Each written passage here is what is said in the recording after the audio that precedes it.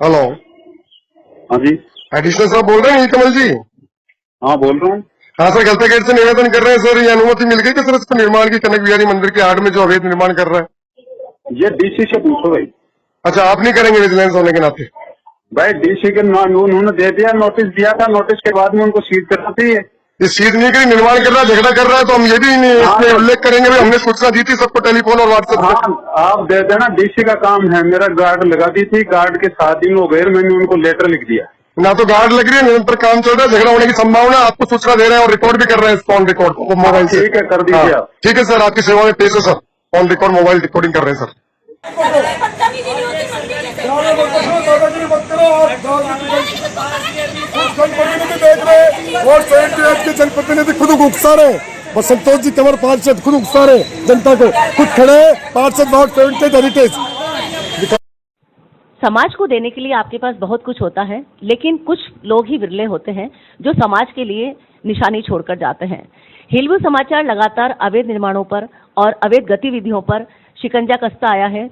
राकेश आमजन एक ऐसा नाम है जो एक आम नागरिक है और राज की सेवा में है, लेकिन बहुत सारी लड़ाई वो लड़ते हैं और आम जन की पीड़ा को वो हरने की कोशिश करते हैं। इसी श्रृंखला में हम बात करने जा रहे हैं गलता गेट के पास कनक बिहारी मंदिर के पास की जमीन, जो कि बालिका शिक्षा के लिए जेडीओ द्वारा आवंटित की गई थी, लेकिन जो साधु सियाराम दास हैं उन्होंने उस पर कब्जा करके और वहां पर भव्य भवन बना लिया है और वह अवैध निर्माण अभी तक जारी है।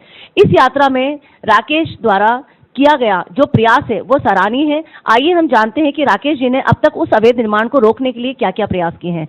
तो राकेश जी, मैं आपसे जानना चाहूंगी कि आपने अभी तक वो जो कनक बिहारी मंदिर के पास की जमीन पर जो कब्जा हो रहा है, जो कि बालिका शिक्षा के लिए बढ़ोतरी वाली चीज थी, बालिकाओं के लिए आवंटित जमीन थी, उस पर कब्जा हो रहा है, उसके लिए आपने क्या क्या कार्रवाई करी है, उसके लिए आप विस्तार से बताएं। जय परमेश्वर, मैं ये कहना चाहूंगा कि अभी ये प्रकरण अवैध निर्माण का जो चल रहा है, गलता दरवाजे के पास साधु सियाराम दास ने ऑलरेडी 2 बीघा करोड़ों रुपए की जमीन पहले से स्वामित्व में उनके पास थी, मंदिर के नाम पर जन आस्था का जुड़ा हुआ विषय था। उसके अलावा जो बालिका विद्यालय को महिलाओं के विकास के लिए संविधान की जो आत्मा का विषय है विकास का, और मुख्यमंत्री अशोक गहलोत साहब के भी विकासगामी सपने हैं कि बालिकाओं का शिक्षा का विकास हो, महिलाओं का विकास हो, उसके लिए 1611.16 वर्ग गज जमीन बालिका स्कूल के लिए ये जेडीए ने आवंटन किया था 96-97 में। इस पर एक शिक्षा का मंदिर बनना था, और बड़े दुर्भाग्य की बात हम कहेंगे और विडंबना कहेंगे कि जनप्रतिनिधि लगातार आते गए, पर किसी ने वहाँ स्कूल नहीं बनाने के बजाय वहाँ एक अवैध मंदिर की स्थापना की ओर प्रयास किया जा रहा है, और उसको अवैध भव्य निर्माण हर कार्यकाल में लगातार मिलता जा रहा है। और इसमें सबसे बड़ी बात यह है कि इस अवैध कृत्य में उनका कोई साथ दे रहा है धन बल बाहुबल में, तो वो राकेश जी, जैसा कि आपने बताया कि आस्था का जो केंद्र होता है मंदिर, वो एक अवैध भूमि पर बनाया जा रहा है, यानी कि एक अवैध निर्माण को रोकने के लिए आप प्रयास कर रहे हैं। तो ऐसे में आपको हिंदुत्व की भी परेशानी झेलनी पड़ रही होगी, और चूंकि वहाँ साधु संत मौजूद है जो कि इसका निर्माण कर रहे हैं, उनसे भी आपको मुकाबला करना पड़ रहा होगा। तो ऐसी स्थिति में आपने क्या कोशिशें की है जिससे कि आप सही राह पर जा सकें?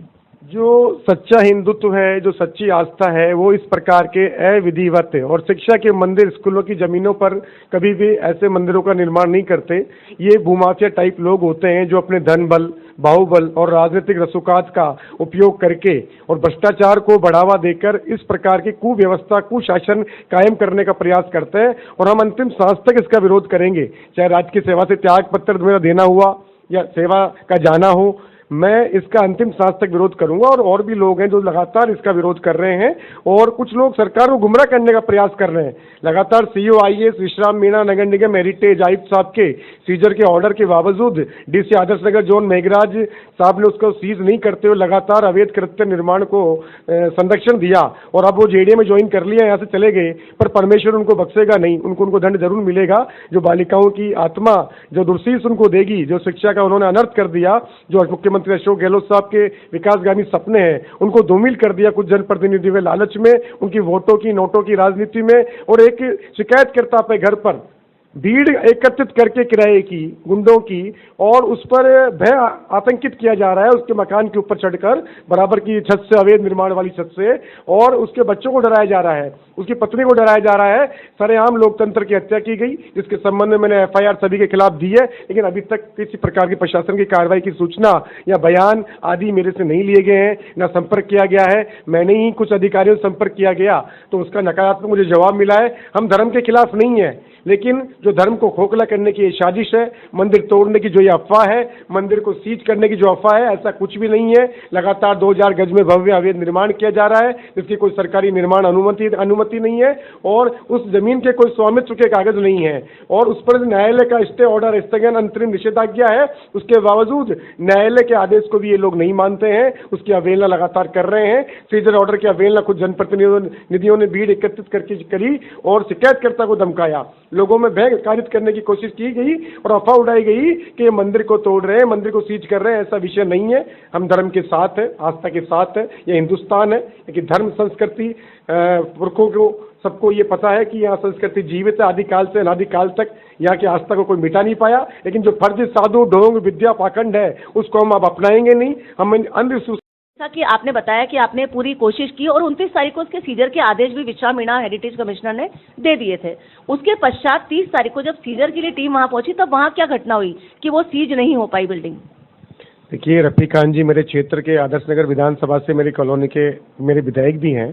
तो पहले भी हमने किसी प्रकार की जो कोई जनपीड़ा बताई तो उन्होंने संतुष्ट नहीं किया, बल्कि हमारी शिकायत की, सरकारी सेवा में भी की और कहीं न कहीं दबाने का प्रयास किया। और अभी 29 तारीख को जब हेरिटेज आयुक्त विश्राम जी IAS साहब ने इसके सीजर के ऑर्डर दिए और कहा कि तुरंत आप DC आदर्श नगर को ले जाके ये कागज दीजिए, और हम DC आदर्श नगर को ले जाके सारे हालात अर्ज किए।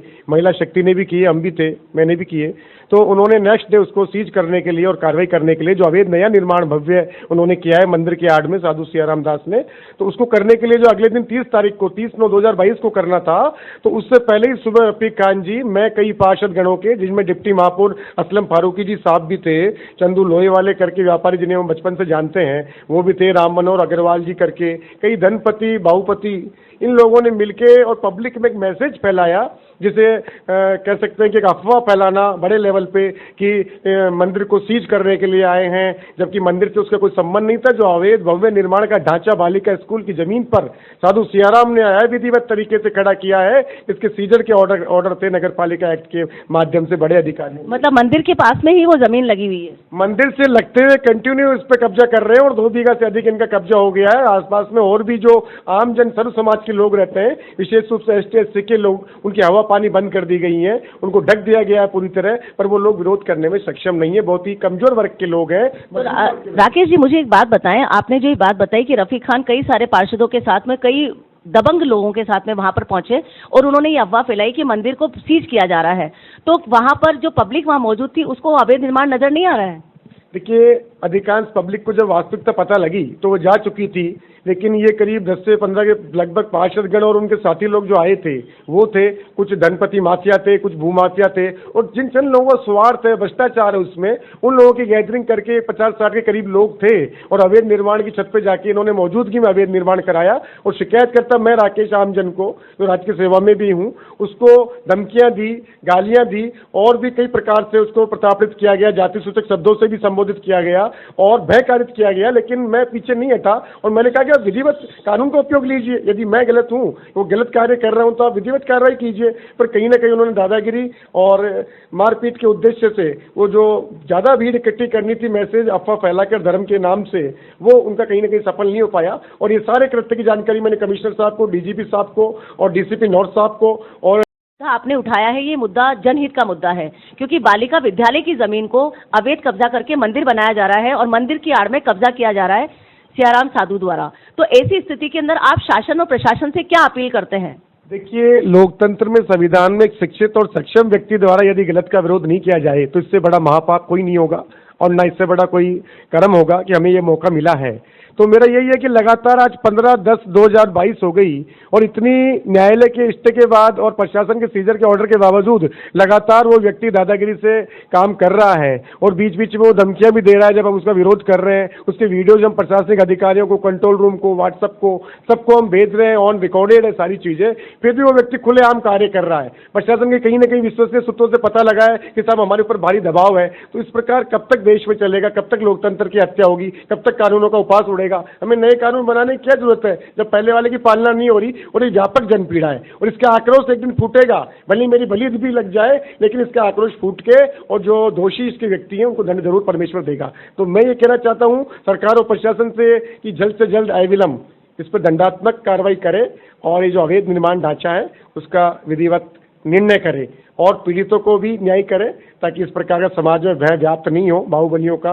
और जिनको विधायकों को न्याय के लिए, सेवा के लिए संविधान चुनता है, कानून बनाने के लिए विधानसभा में बिठाया जाता है, वो इस प्रकार कानूनों का उल्लंघन नहीं करे, संविधान की मर्यादा का, गरिमा का पालन करे, संविधान को तोड़े नहीं, जनता में कायम करे और सेवा का जो उनको मिला है उद्देश्य, मौका मिला है, उसे भुनाए न कि मेवा का काम करें। और जो पीड़ित लोग हैं, शिकायतकर्ता लोग हैं, जो अच्छा काम चाहते हैं, उजागर करते हैं समाज में ऐसी समस्याओं को, उनका साथ, समर्थन, हौसला अफजाई करनी चाहिए, बजाय उन्हें नस्ते नाबूद करने के लिए, उनका दमन करने के लिए और उन पर अत्याचार करने के बजाय। तो मैं गुजारिश करूंगा मुख्यमंत्री अशोक गहलोत साहब से कि आपके विकासगामी सपनों की सरकार में, उद्देश्यों में जो इस प्रकार के जो टीम के साथी बन के आपकी आड़ में इस प्रकार के गलत कार्य करते हैं, उन्हें अच्छी सीख दें, उन्हें सुधार करवाएं और संशोधन करवाएं, ताकि जनता में सरकार का अच्छा संदेश जाए। वरना चंद लोगों की वजह से गलत संदेश सरकार का जाता है और इसी वजह से कभी कभी फिर हम दोबारा पुनः सत्ता में नहीं आ पाते। जय परमेश्वर। कर रहे थे राकेश आमजन से, जो कि गलता गेट निवासी हैं, कनक बिहारी मंदिर के पास हो रहे अवैध निर्माण पर, जिसमें साधु सियाराम दास इन्वॉल्व है, उसके खिलाफ ये लगातार कार्रवाई कर रहे हैं और शासन से इन्होंने सहयोग लेने की कोशिश भी की है, जिसमें हेरिटेज कमिश्नर विश्राम मीणा ने सीजर के आदेश भी दिए और सीजर के लिए टीम पहुंची भी सही। लेकिन वहाँ के विधायक रफीक खान और वहाँ के जो लोकल पार्षद हैं, उन सभी ने मिलकर इसका विरोध किया। इस प्रकार देखा जाए तो अवैध निर्माणों को शासन और प्रशासन की कहीं ना कहीं मिलीभगत धीरे धीरे पाल पोस रही है। ऐसे में गहलोत सरकार का इस ओर ध्यान देना बेहद आवश्यक है, क्योंकि राजधानी में धीरे धीरे चारों ओर अवैध निर्माण बढ़ते जा रहे हैं। चाहे आप राजापाक चले जाएं, चाहे आप महालवी नगर चले जाएं, आप गलता गेट चले जाएं, आप गोपालपुरा बाईपास चले जाएं, जगतपुरा चले जाएं, मानसरोवर चले जाएं, किसी भी क्षेत्र में आप चले जाएं, आपको चारों ओर अवैध निर्माण होते दिखाई देंगे। एक आम नागरिक की इतनी बड़ी कोशिश अगर निकल कर आ सकती है, तो सरकार और शासन, ये प्रशासन क्यों सोए हुए हैं? आखिर ऐसा क्यों? सरकार की नींदें क्यों नहीं उड़ रही हैं? इसका प्रश्न पूछते हुए हिलबु समाचार से मैं शालिनी श्रीवास्तव।